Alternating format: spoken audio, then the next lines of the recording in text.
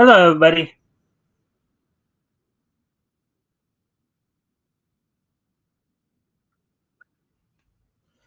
All right, so welcome to the Mikestand. Of course, we're going to give a few minutes for people to come in, see if anybody. Then, as always, if you haven't already, if you guys can like and share the stream, see if we can get some more friendly people to engage. That'd be appreciated. Also, if anything here um, grabs your attention, feel free to comment and/or ask questions, and I will try to answer the questions to the best of my ability. Anyways, we're just going to wait a couple minutes, give people a chance, as I said, to come in before we talk about what's on tap for tonight.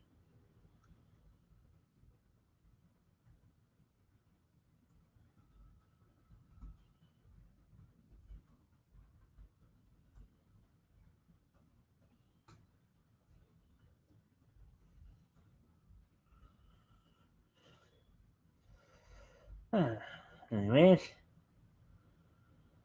so hopefully everybody's having a good week thus far. We're still in the early part of it. Of course, we're still in the early part of it, of course.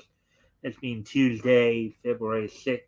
Actually, no, we're in the middle of it, actually. We actually have reached something. Today's Wednesday, February 7th. So, um, 2 7 24. So, um, as I said, we're going to give it a few minutes, give people a chance to come in. Hopefully, everybody, as I said, is having a good week. Let's see. Let's reviewing some things here before we.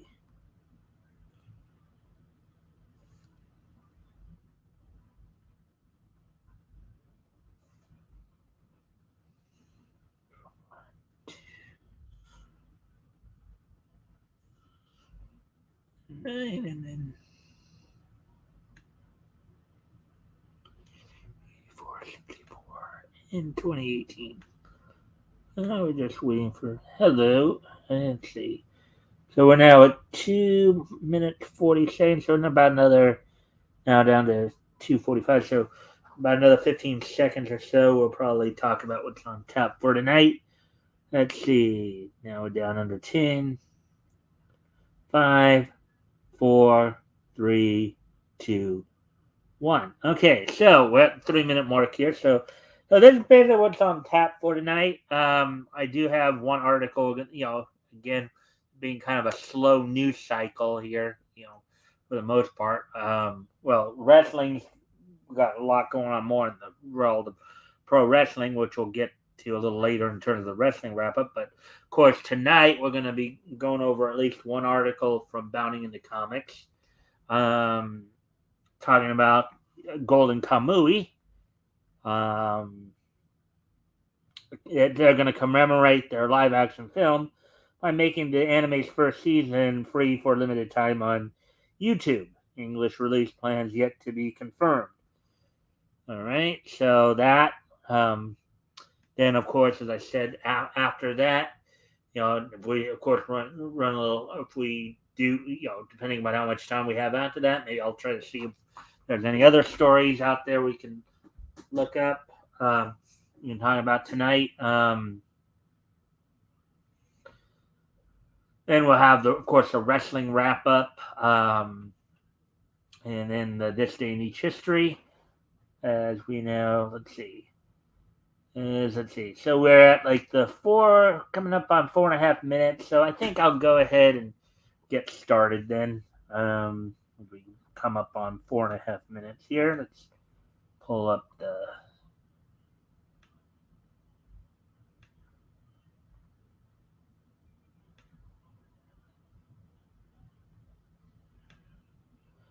All right. So with all that being said, here we go.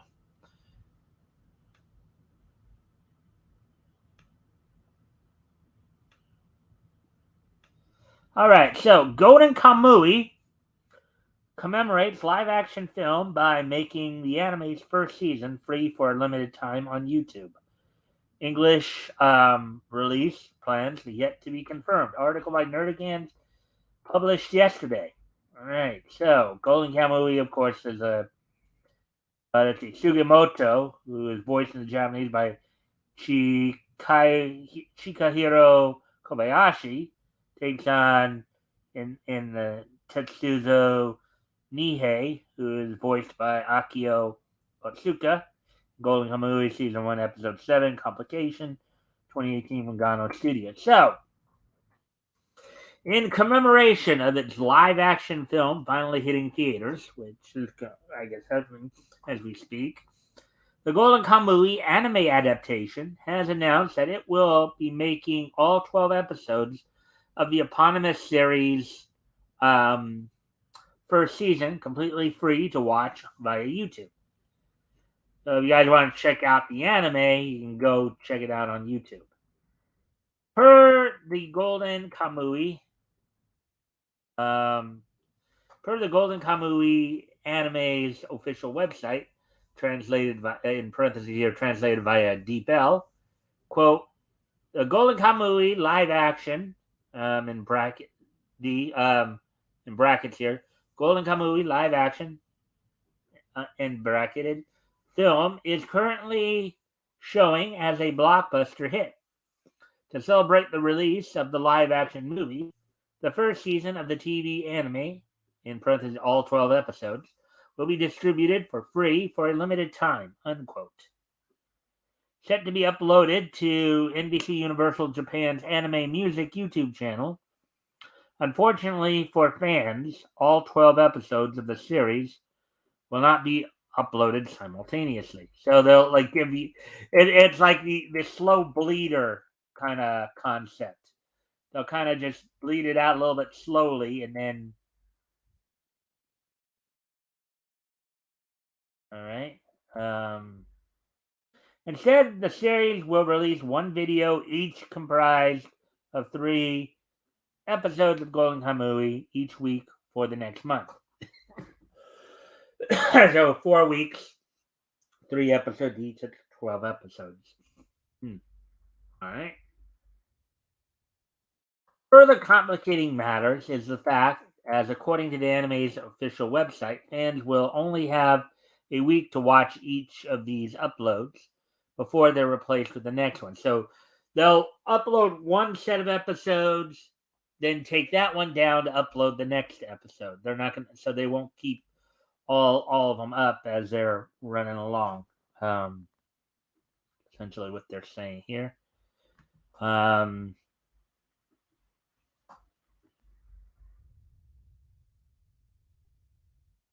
Adapted from Satoru Noda's award-winning manga and set in Hokkaido after the Russo-Japanese War of 1904 to 1905, Golden Kamuy follows Japanese Imperial Army 1st Division war veteran Sachi the Immortal Sugimoto, who is voiced in the apparently voiced in the, or let's see, I guess being portrayed in the film series by Kento Yamazaki, who was Shin in the live action Kingdom film series, who after surviving the aforementioned conflict now spends his days prospecting for gold in order to uphold a promise he made to a dying comrade to take care of his wife. So there's the series right there. Eventually, finding himself on the trail of a stash of gold stolen from the region's native Ainu people and buried somewhere in the area, Sugimoto soon makes the acquaintance of a Serpa, who is Anna Yamada, who was Saichi Sagawa in Teen Regime, a young, blue-eyed Ainu huntress whose father was murdered by the treasure's original owner. Realizing they have similar ambitions, the unlikely duo proceed to team up in the hopes of uncovering both the mysterious treasure and the man who murdered Asripa's father.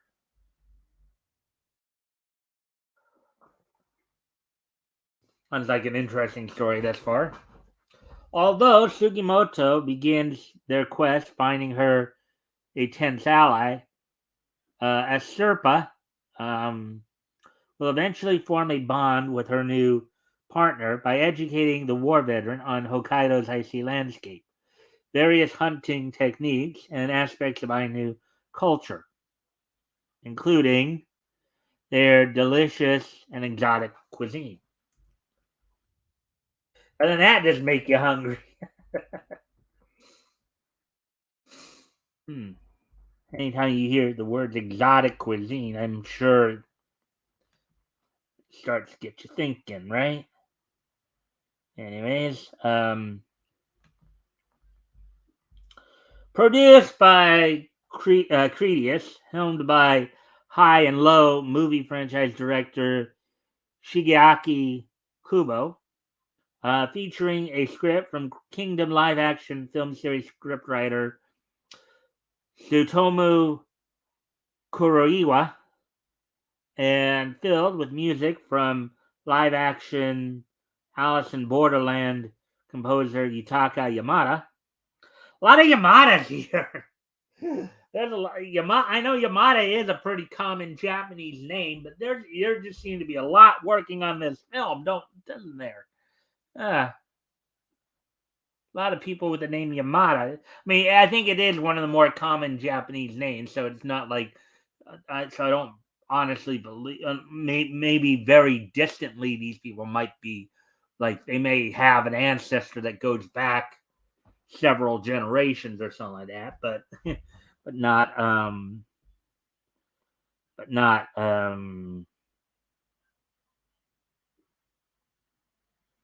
nothing like too close in terms of family relationship.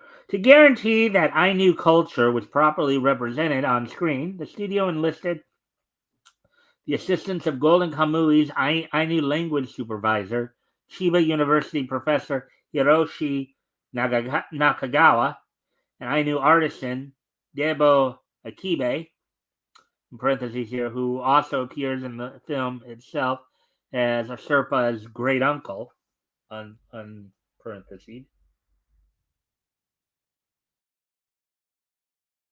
So there's Debo Akibe right there.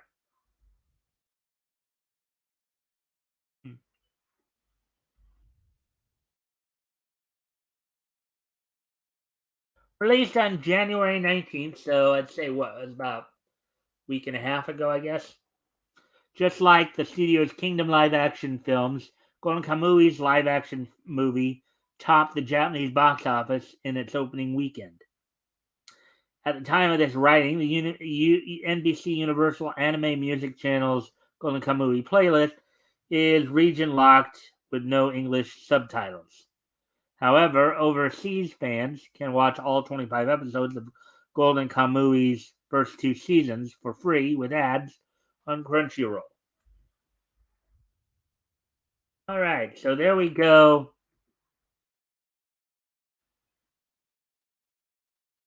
That that was the only real story that was on tap for tonight. So let's where are we at on time? So wow, we're 14 minutes. Hmm.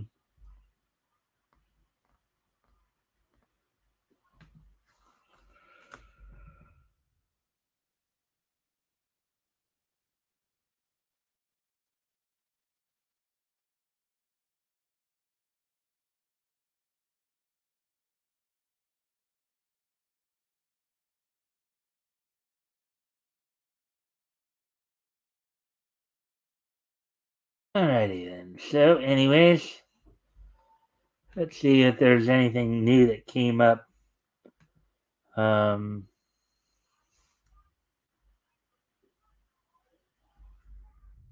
Apparently there were a few new. Let's see.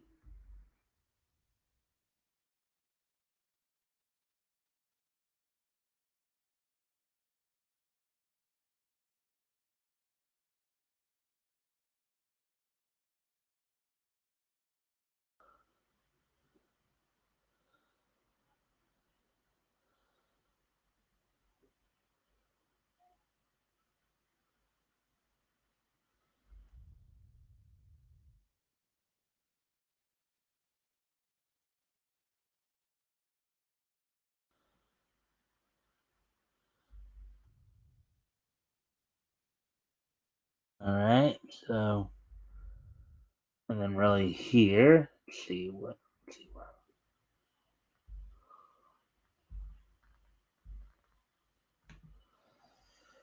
Let's see now.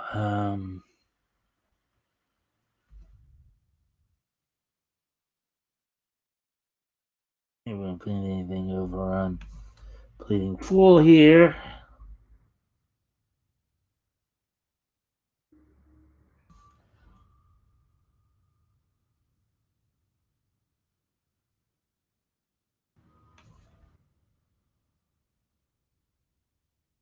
Well, we do have the Indie Comics Showcase. Let's see where are we at on time here. Yeah, we'll do that today. I might have pushed that back to tomorrow, but I think we got enough time to get through that tonight as well. So we'll do the Indie Comic Showcase here as well. So here we go with that.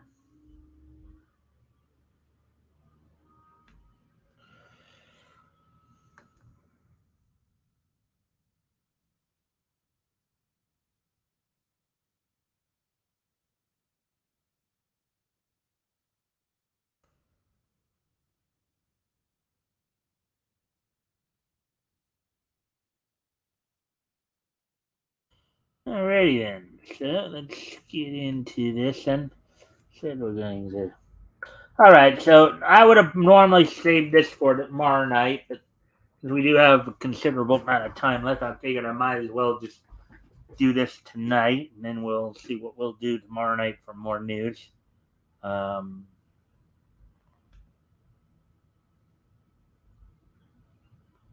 anyways, Indie Comic Showcase number 259, Wolf and Batsy, Al Capone, Vampire, literally. So I guess those are the three. Article by Chris Braley published earlier today. So, welcome back to another installment of Indie Comic Showcase, the weekly blog where we signal boost a few truly independent comics that are currently crowdfunding their projects, crowdsourcing their funding in some way, or just completely self publishing on their own. Every little bit of support for these creators matters, from a single dollar pledge to the $25 bundle. And of course, the higher tiers are usually fun too. Even if you can't back a campaign or buy a book, you can share or tweet about these projects to your friends and followers, which we usually will do in some respects, or cover it on the channel here to get people interested, hopefully. Um, anyways, as we get in, on Indie Comic Showcase, we interview the creators, show off some art, tell you how you can check out the product for yourself. Below, we have some outstanding crowdfunding campaigns this week for you to learn about, enjoy, and hopefully support by backing one or more of them. Thanks for checking these out and for being the best part of Indie Comic Showcase. Let's jump in. So, we're going to, of course, first out Al Capone number zero, Al Capone Vampire number zero. Um,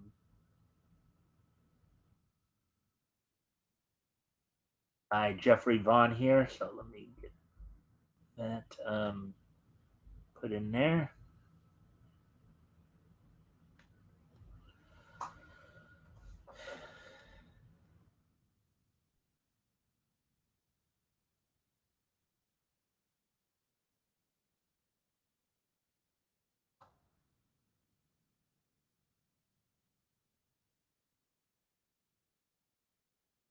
And let me go grab the link to that.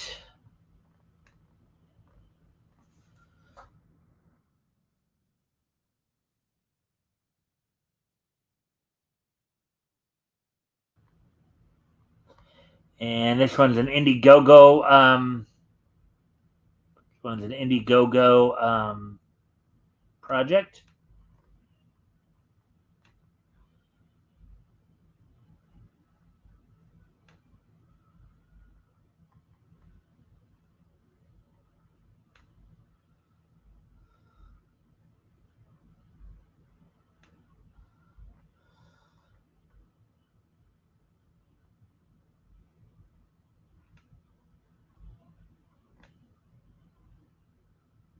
All right.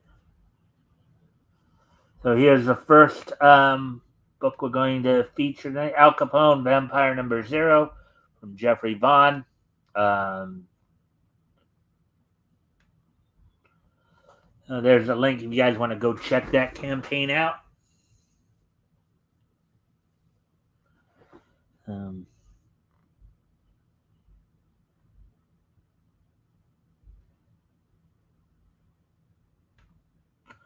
all right, so let's get into the article here. Chris Braley, welcome back to Indie Comic Showcase, Jeffrey. Briefly tell our readers your elevator pitch for your latest Al Capone vampire.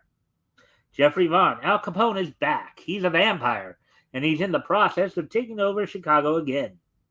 Who can stop him? This issue has 3 stories.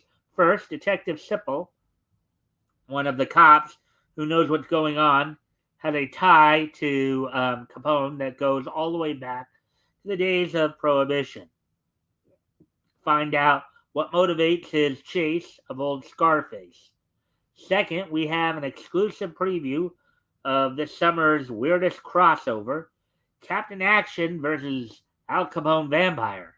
And third, since Al Capone Vampire sprang the pages of Vampire Pennsylvania, we have the first meeting of VPA's vampire hunter Dean and the vampire queen Jocelyn.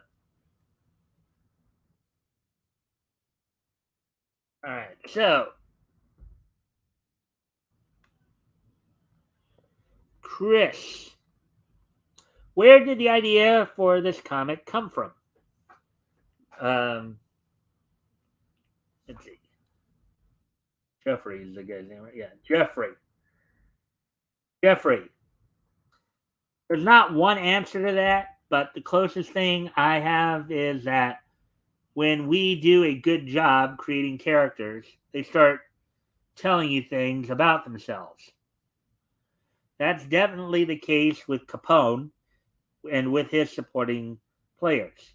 In the case of Captain Action, I'm a fan of what Captain Action Enterprises has done in reviving the toy tie-in character, and I love the history of it. Jim Shooter's first published credit was in DC's Captain Action #1. In parentheses here, though he'd been writing quite a while before that, parentheses. And finally, the Vampire Pennsylvania story is an adaptation, reinterpretation, of the prose short story that introduced Dean, Jocelyn, and many of the supporting characters in that series. We've never done this one in comic book form. And that looks like a cover right there. Set to come out in May, I guess, cover with a cover date of May of 2024. Origins, Duncan, Judith, Detective Sipple.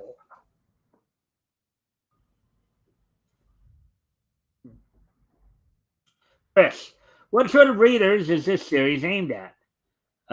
Jeffrey, people who like Army of Darkness or The Night Stalker and have some sense of humor.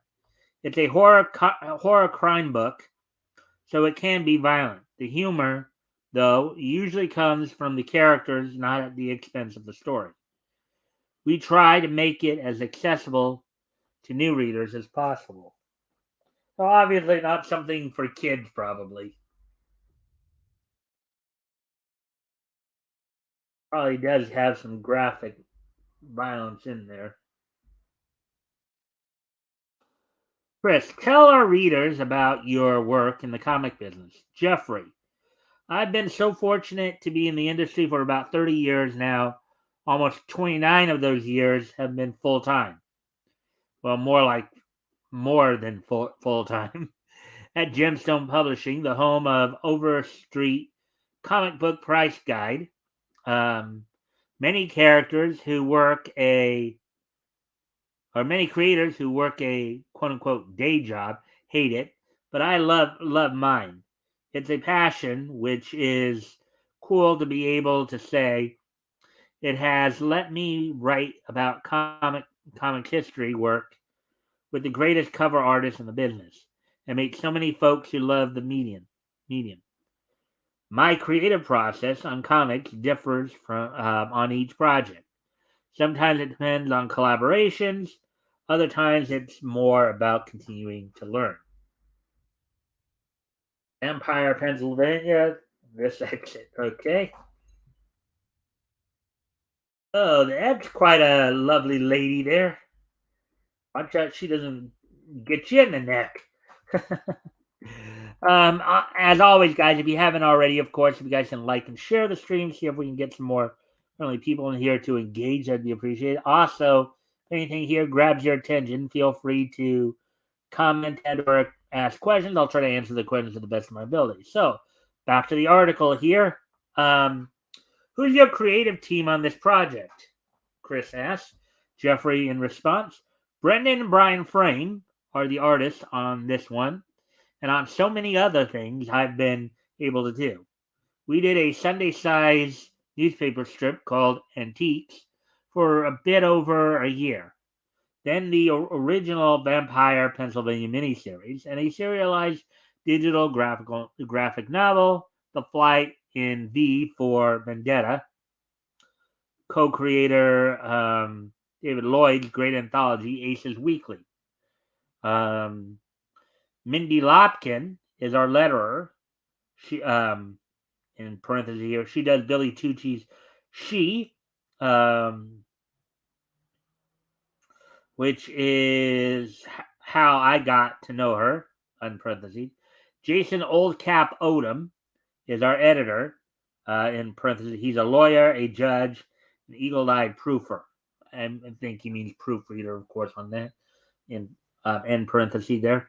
House Imaji does most of our colors. A guy's got a name called House. That's interesting. Um, let's see. The covers are this time are by John K. Snyder III, in parentheses from Dr. Midnight fame, with colors by Hi-Fi's Brian Miller, Brendan Bryan with colors by Mort Todd and Gene Gonzalez, of Tales of Cherokee, in parentheses their fame. Oh, yeah, that's kind of gruesome.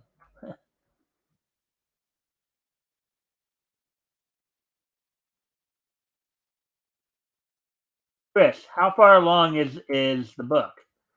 Jeffrey, the art is just a few pages from complete. Lettering is past halfway point, and it's off for colors. Um, my career has taught me never to say we're ahead of schedule, but we do have a solid track record for delivering more than promised on time or early. The guy sounds like he's a bit of a workhorse there, huh? Really going at it. Um, let's see. Chris, what have you been learning from crowdfunding and creating through this process? Jeffrey, the first thing is that you have to have the attitude of being willing to learn because the opportunities for it never stop. There's always something new, always a problem to solve that can actually turn into something good. Something part of your regular routine. As I mentioned above, my career has taught me never to say we're ahead of schedule. And boy, that's true in crowdfunding. Also, a customer service mindset isn't automatic for many creators. So you have to be on guard and keep yourself focused on that once a campaign starts. I sent out backers. I sent our backers custom Christmas cards this year, something new for us. So the idea of keeping everybody, keeping everybody happy, basically.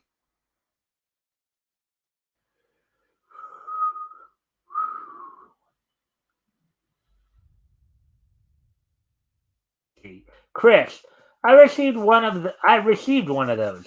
That was thoughtful. So what are your plans beyond this book?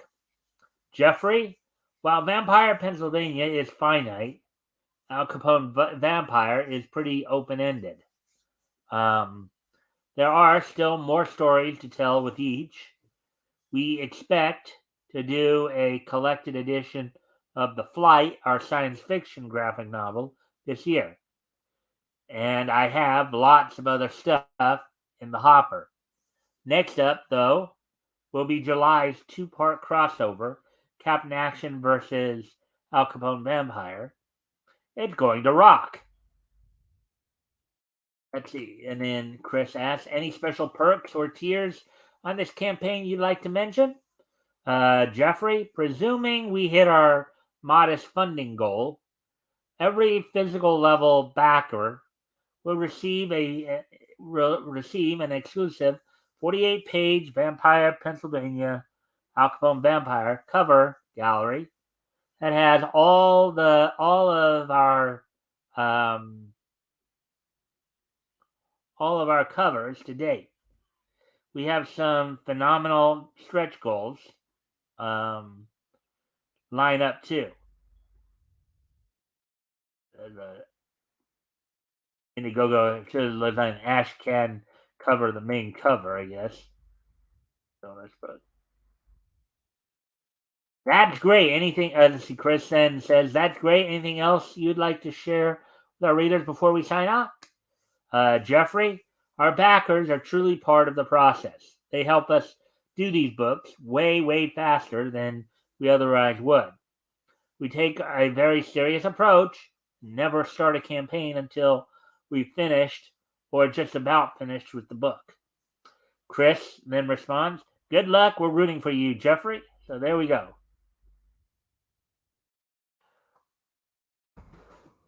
All right. So let's see now.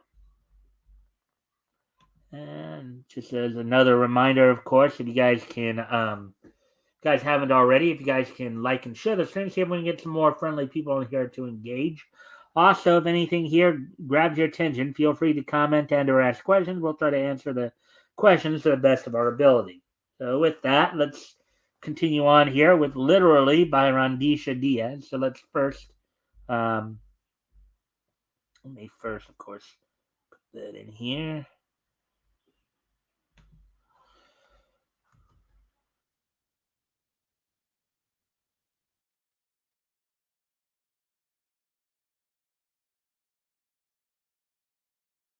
And let me go grab the from Rondisha Diaz. Let's go find the link.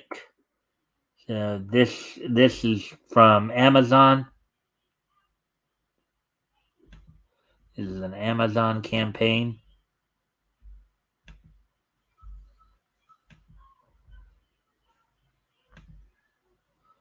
So if you guys want to check that out, we'll put this up here.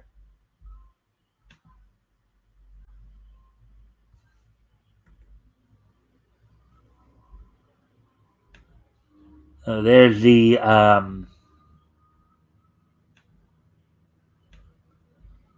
link right there.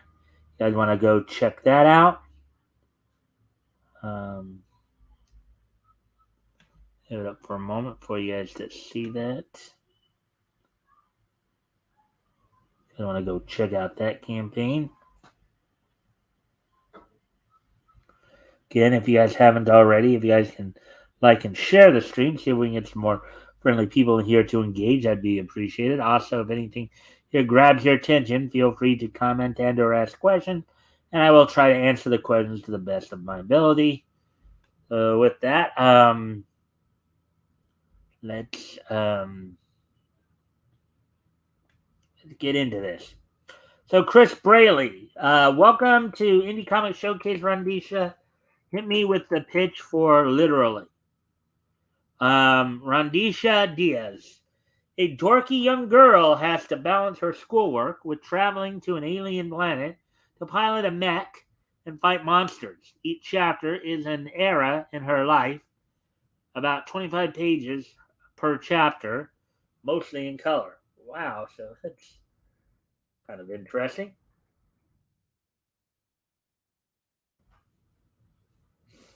Let's see. Chris, where did the idea for this comic, Rondisha? Originally a satire of quote unquote diverse characters, in parentheses here, similar to the pen name I use, which is kind of like how in smaller quotes Flesh he used to write under the name Jane Doe, on parentheses there. The story took on a life of its own and turned into a tale in the life of a girl growing up into a strange life with adventures and danger and all that fun stuff. So there she is right there. Totally lame high school. Oh boy, okay. Chris, what would you say is the type of comic reader this is suited for, right? This suited for. Well, I guess he meant to say this is suited for.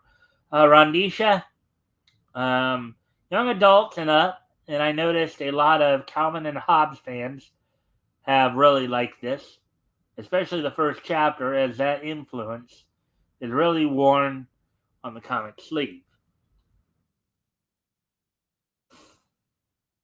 Oh, there she is, right, looking like she's in military garb there, like she's an officer in somebody's army somewhere, I guess. Chris, tell me about how you developed your creative process. Rondisha, years of experience writing almost entirely as practice for myself, and some major influences from both American comics and manga, such as Calvin and Hobbes and Berserk. Wow, that's that's quite that's quite a pair. Calvin and Hobbes and Berserk. Um, and granted, I know a little bit about Calvin and Hobbes. I know that's, I think, more slice of life, but Berserk can be quite violent. So that is quite a combination there, to say the least. If you guys haven't seen Berserk, if you have, then you know exactly what I'm talking about. Sometimes even both of those influences at the same time. Written about 30 scripts that are currently on the shelf. Some of them I'd want to go back and fix. So basically, sounds like even before Chris asks the question, she's already got an answer for a question he usually asks in the latter part of his interviews. Any more stories to tell? She just pretty much told him right here that there's more stories to tell, even before he asked the question. So, but most of them have been ready for creation and publishing as some as I can get an artist for them, which is especially hard in this culture. However, I've been getting more encouragement and support over the recent years and been able to get comics drawn.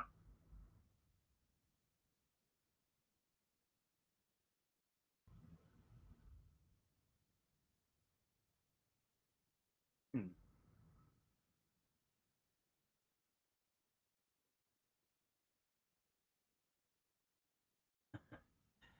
Hmm. Anyways, let's see if anybody's popped in to say anything. No, not yet. Chris, what other creators contributed to this comic? Um, Rondisha, Jerk Douglas. Oh, there's a name, Jerk. Oh boy, that guy must. I wonder if he gets a lot of heat. My guess is, even though he's got a name called Jerk, doesn't necessarily mean he is a jerk. Anyways, Jerk Douglas, the author and artist of Princess High Ground, and did the art for literally one, literally two, had new art duties by Marcella Caravallo.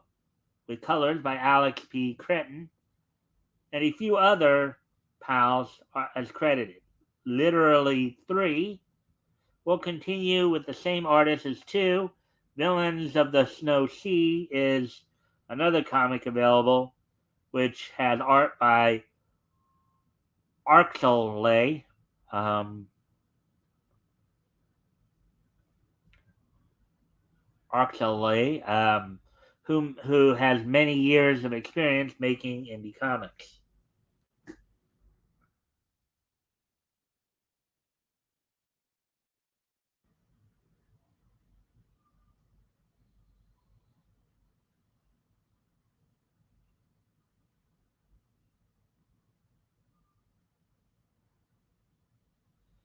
uh, oh.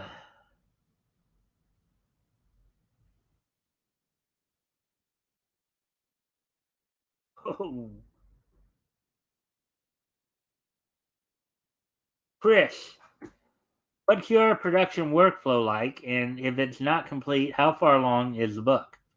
Rondisha, the first 2 books of Literally are finished, and a crowdfunding campaign for the 3rd chapter should launch in February or March 2024. So, getting into that now, of course. Um, I'm planning on writing a couple more stories this year, even though I don't even have plans to get an artist to have them drawn. I'm just planning to write them for myself.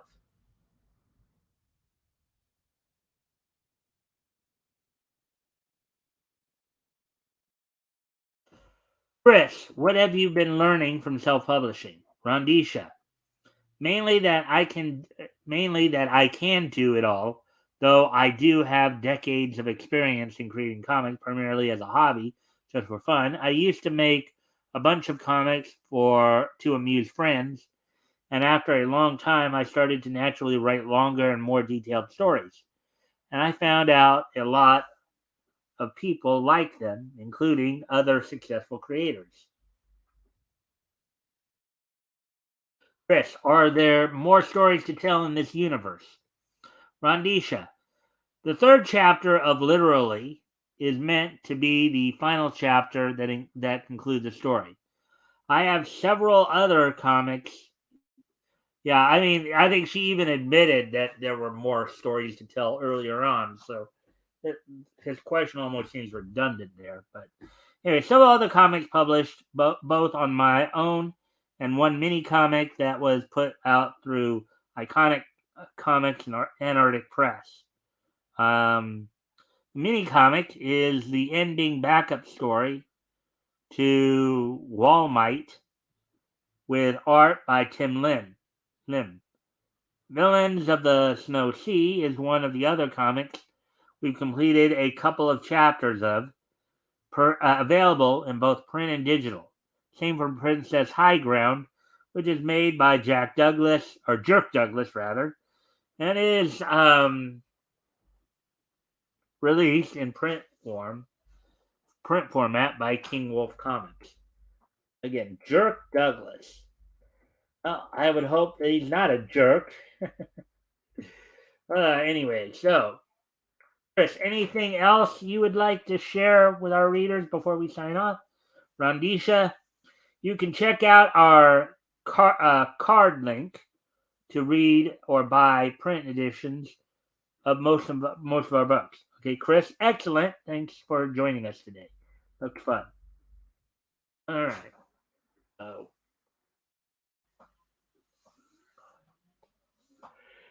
We get ready to talk about this last comic.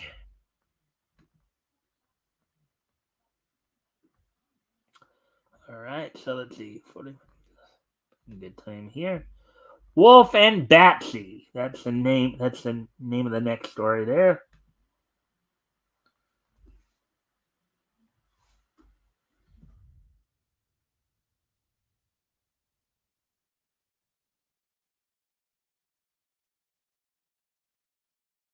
By Brian Baugh.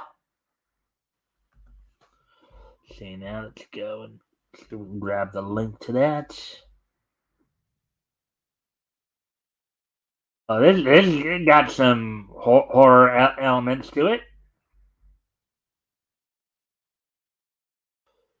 And this one is a Fund My Comic project.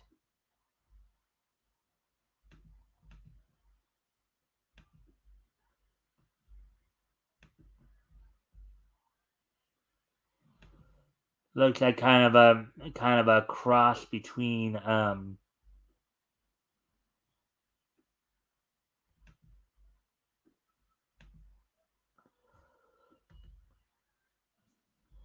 and here's the link if you guys want to go check that out. Give you guys a moment to really take a look at that. Wolf and Batsy.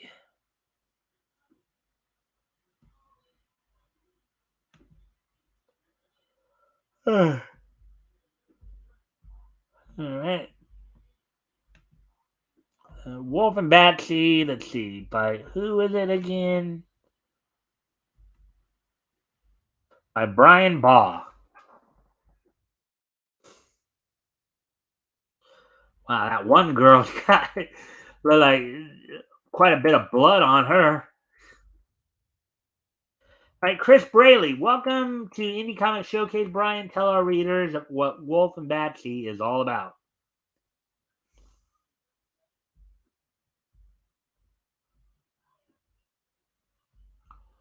All right. Brian Baugh, Wolf and Batsy chronicles the adventures of a ferocious werewolf and a cute female vampire as they wander the earth in search of a place to call home. So, yeah, you got horror and humor elements in this, it sounds like. But wherever they go, they eat people and get run out of town. It's not an easy thing to be a monster. Really? uh, Chris, tell our readers the genesis of this tale. Brian, I created Wolf and Batsy in December of 1999, so a little over 24 years ago. Wow, okay. Um, and have been writing and drawing stories about them ever since. On the side of my day job as a storyboard artist in the TV animation industry, from 2008 to 2017, I self-published Wolf and Batsy, a series of graphic novels in trade paperback form. Now, since 2021, Wolf and Batsy has returned as an ongoing series in standard comic book format.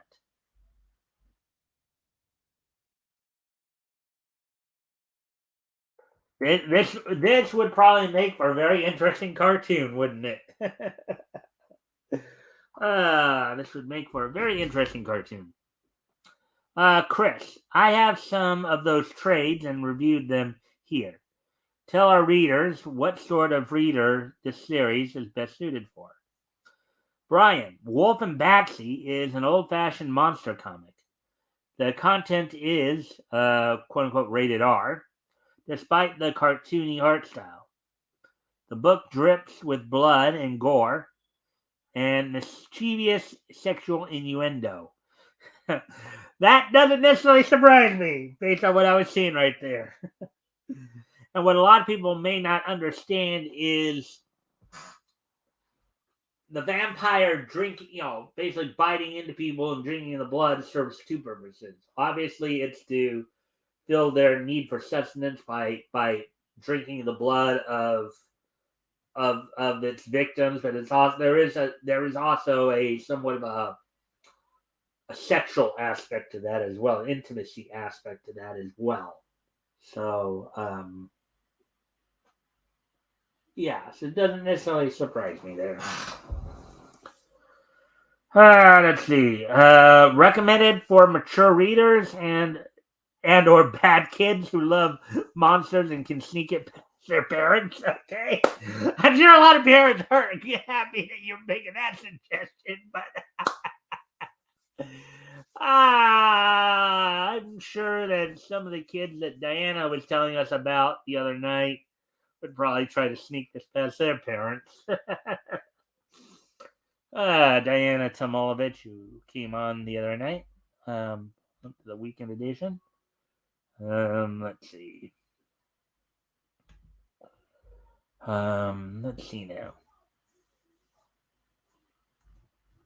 All right, so continuing on here. Chris, what inspired your art style? Brian, I am inspired by 1950s pre-code horror comics and 1970s horror comic magazines, and a long list of old monster movies. Those things have influenced my drawing style more than mainstream comics. My panel-to-panel visual storytelling is informed by my 20 plus year career as an animation storyboard artist. Now, mind you, folks, cartoons and comics have always had kind of a link together. You know, even going back to the golden age, we talked about a number of times. That you've had a number of characters started out as cartoons like Bosco, and a number of the Disney characters who started out as cartoons and what made into comic adaptations, and then you had other way of comic comic strip and comic book characters like Popeye, like like Superman, like Flash Gordon, like Phantom, like Mandrake the Magician, like Fox and the Crow, have all made comic debuts and then have crossed over to um, animation. So, Chris, you create these books yourself, right? No other creators involved? Brian, the Wolf and Batsy creative team is 100% me. Creation, writing, drawing, lettering, title, logo, coloring, in parentheses, on cover illustrations, the interior pages are black and white, on parentheses, even formatting pages for the printer. It's all me. There's another cover of Wolf and Nancy right there. She's riding the wolf there. All right, so Chris, tell me about this campaign. What are you trying to accomplish? Brian, the campaign is to cover the printing and shipping costs for 3 new issues of the ongoing series. So he's really a workhorse here, isn't he? All 3 issues are 100% finished and printer ready. I have even done a low number test batch of proof copies to make sure it will turn out well. I'm hoping the campaign will be successful. Allow me to do a larger print run along with these 3 new comics. The campaign offers other rewards like original art commissions, blank sketch cover variant issue art commissions, sets of all previous Wolf Batsy back issues, and a few other new items to be revealed as stretch goals along the way. Chris, what have you been learning from self-publishing through this process? Brian, that writing and drawing comics is the easy part. Self-publishing promotion, setting up a crowdfunding campaign, fulfillment is the hard part.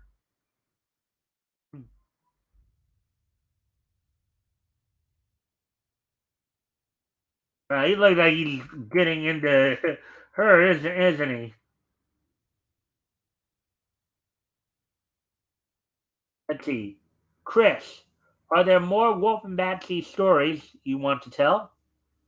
Brian, rather. Um, Future plans will depend on the success of this campaign. We have many more Wolf and Batsy stories waiting to be released if this goes well. Chris, it's been fun. It's been a fun series so far. Any final words for our readers, Brian?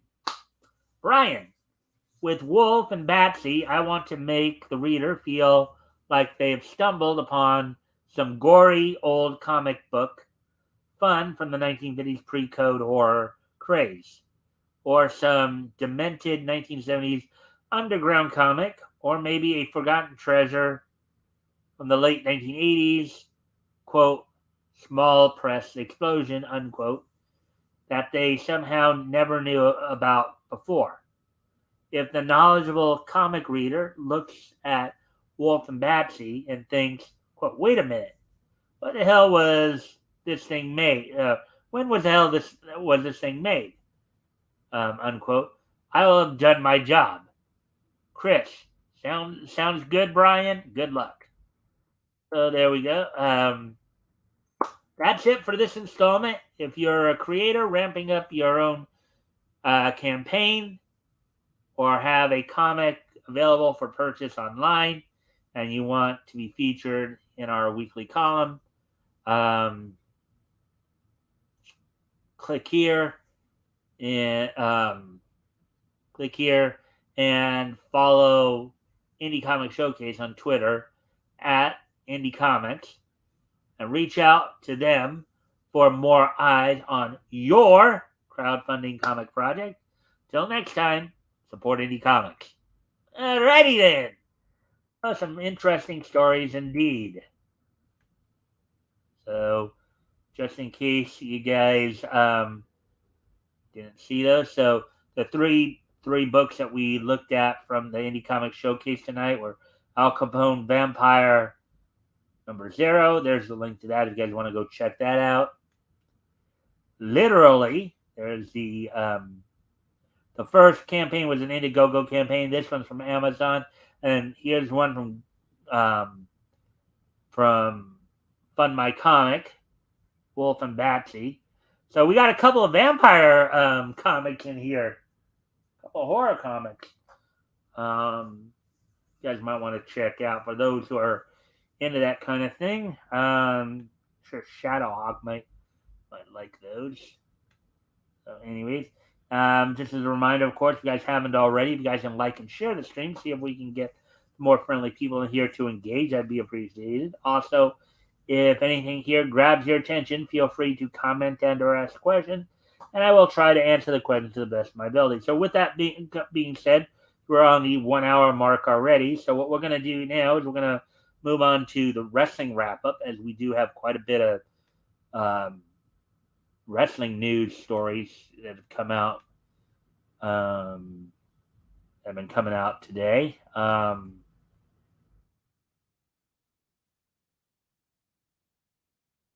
see. So first off, let's talk a little bit about what's going on in WWE at the moment, as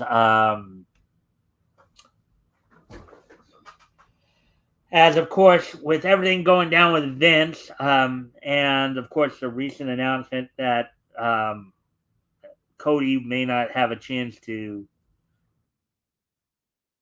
finish his story.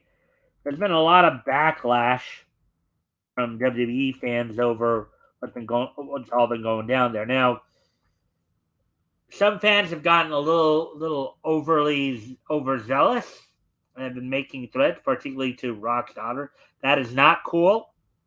Let's just make that clear.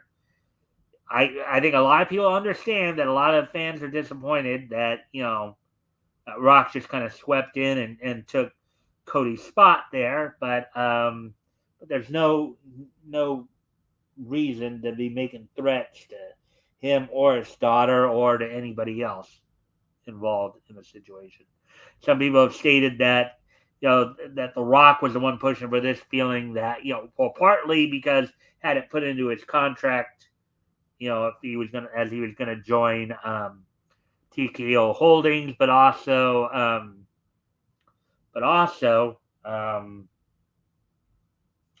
they thought that this could help take some of the heat off of the whole situation with the McMahon lawsuit,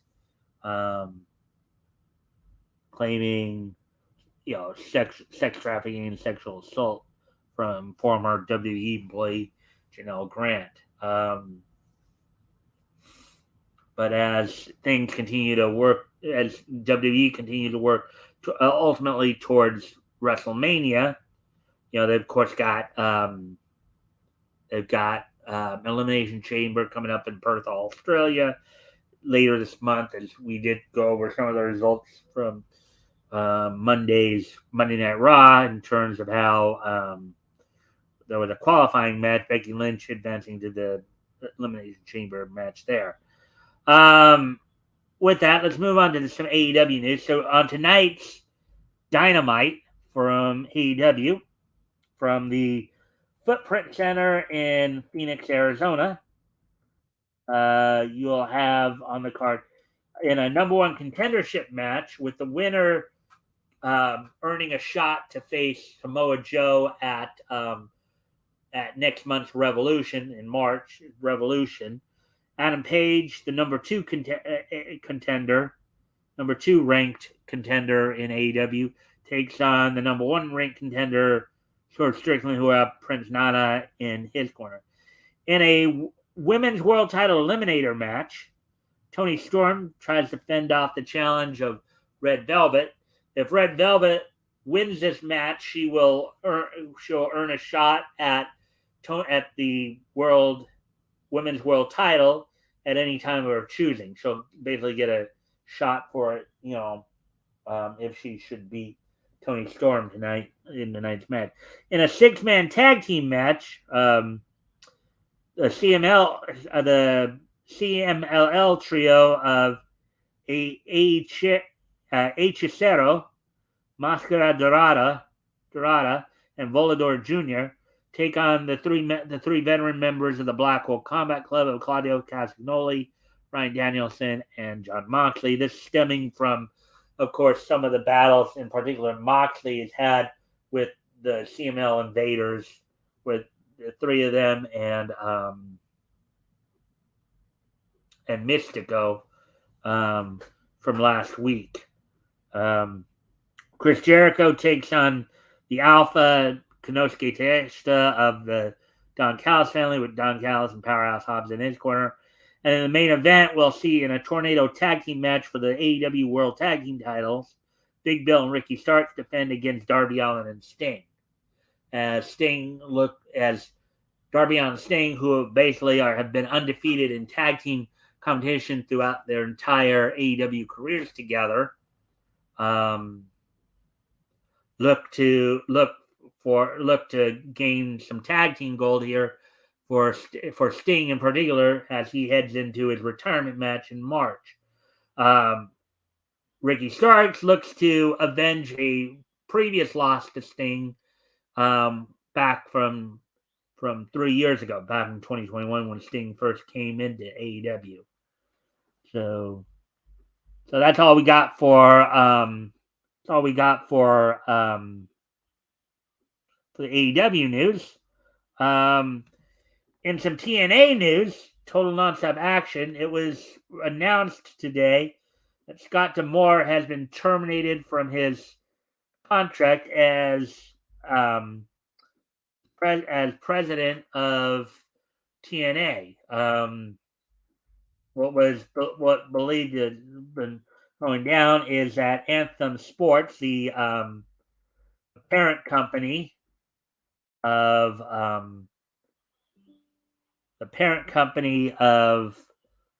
TNA, has decided they want to merge all their properties they wanted to merge all their management under the Anthem Sports and Entertainment brand, and therefore wanted to have their guy David Ciccione take over as president.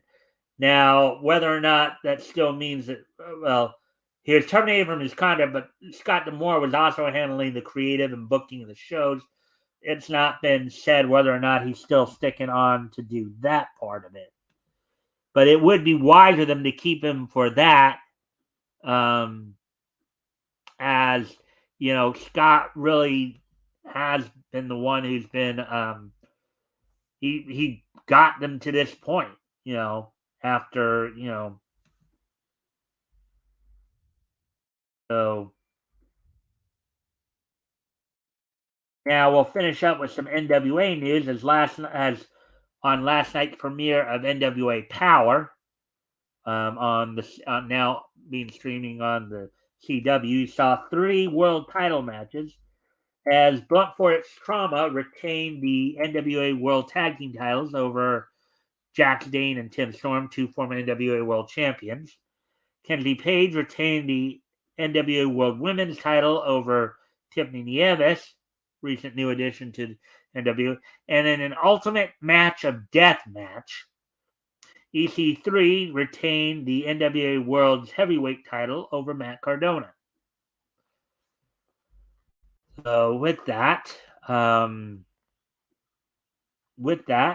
we will now move on, of course, to this date in Niche history, as today's date is Wednesday, February 7th, 2024.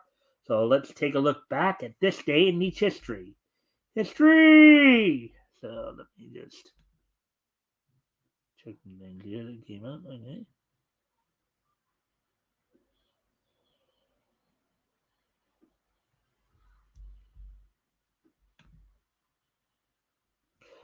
All right. So with that, let's see. 2018, 1964, 2009, and 1984. Okay. So first off, I'd like to wish a happy 60th birthday to Canadian professional wrestler and Toronto native Ron Hutchinson. Now, mind you, Ron Hutchinson didn't have a pretty well-known wrestling career. He did wrestle for about 10 years. A lot of that time spent with the World Wrestling Federation, primarily wrestling in his native Toronto, Ontario, Canada area. But Ron Hutchinson, even though as a wrestler did not have, let's say, a lengthy career or let's say a spectacular career, his contributions to the business as a trainer are what's more notable about this guy. After his retirement in 1993, he went on to become a pro wrestling trainer, and of course would train some pretty well-known names, including 3, at least as far as I know, at least 3, maybe 4 Hall of Famers in the names of, let's say, Trish Stratus, Gail, WWE Hall of Famer Trish Stratus, TNA Impact Hall of Famers Gail Kim and Tracy Brooks. Let's see, Adam Copeland, aka Edge, Christian Cage, Joey Legend, Johnny Swinger. These are some of the names of the guys he's trained. He's trained some pretty well-known names, and that so I want to just wish him a happy 60th birthday here. So happy 60th birthday to Ron Hutchinson. Moving on to the next piece of niche history here. We move ahead to 1984. On this date, 40 years ago today.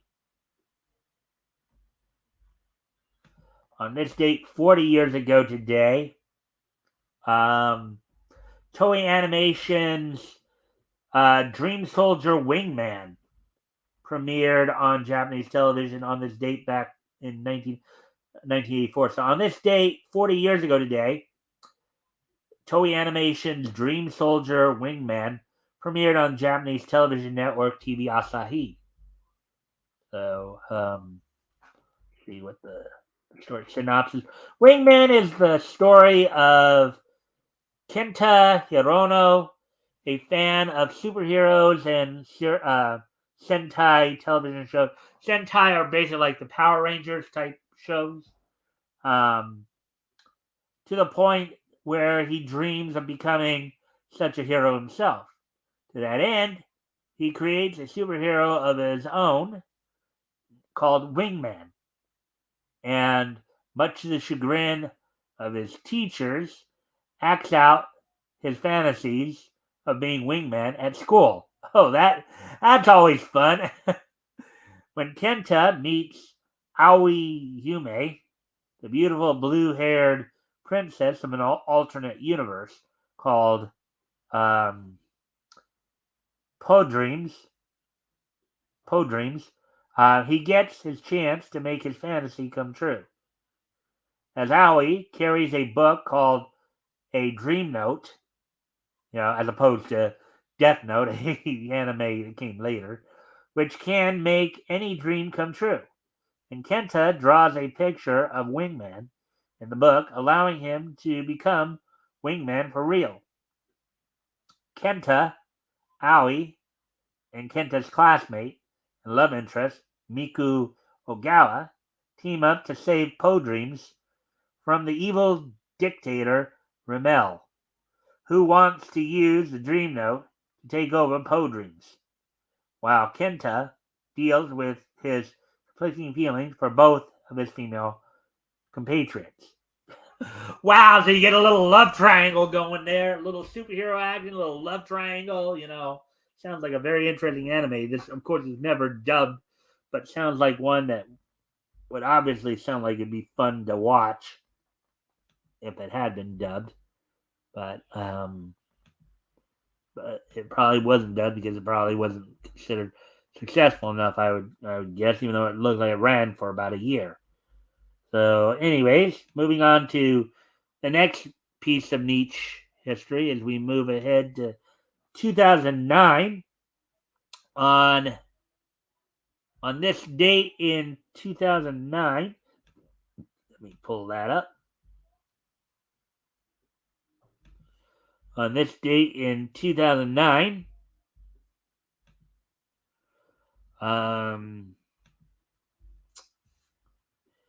Amberwood Entertainment's Rollbots premiered on YTV in Canada on this date in 2009. So 15 years ago today, Rollbots would premiere on YTV in Canada, and then, of course, would later premiere on the Kids WB in September.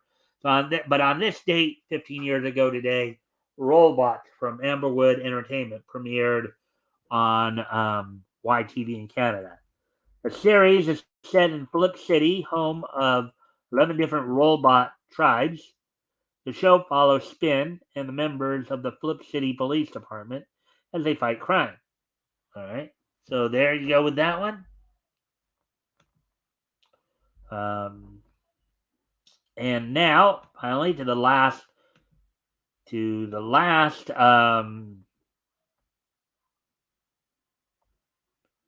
of course, the last bit of niche history here.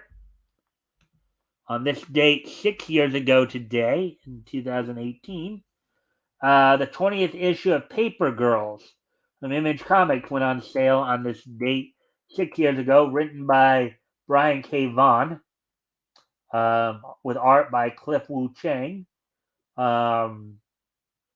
lettering done by Jared K. Fletcher, Matthew Wilson and D. Cunniff did the coloring. So on this date, 6 years ago today, the 20th issue of Paper Girls from Image Comics went on sale on this date, sold for $2.99 for 32 pages. So with that, I thank everybody for being here tonight. I hope everybody enjoyed the show. Of course, we'll be back here tomorrow with more niche news. Also, also this Friday, of course, I have Tim Olson will be with me to co-host our weekly trip down Comics History Lane. As this week we'll be continuing our look through books that went on sale in January 1940. This week we'll be focusing on Novelty Press and on Target Comics Volume 1, Issue 2. So with that, I hope everybody enjoyed the show, and I hope to see everybody back here tomorrow. Bye.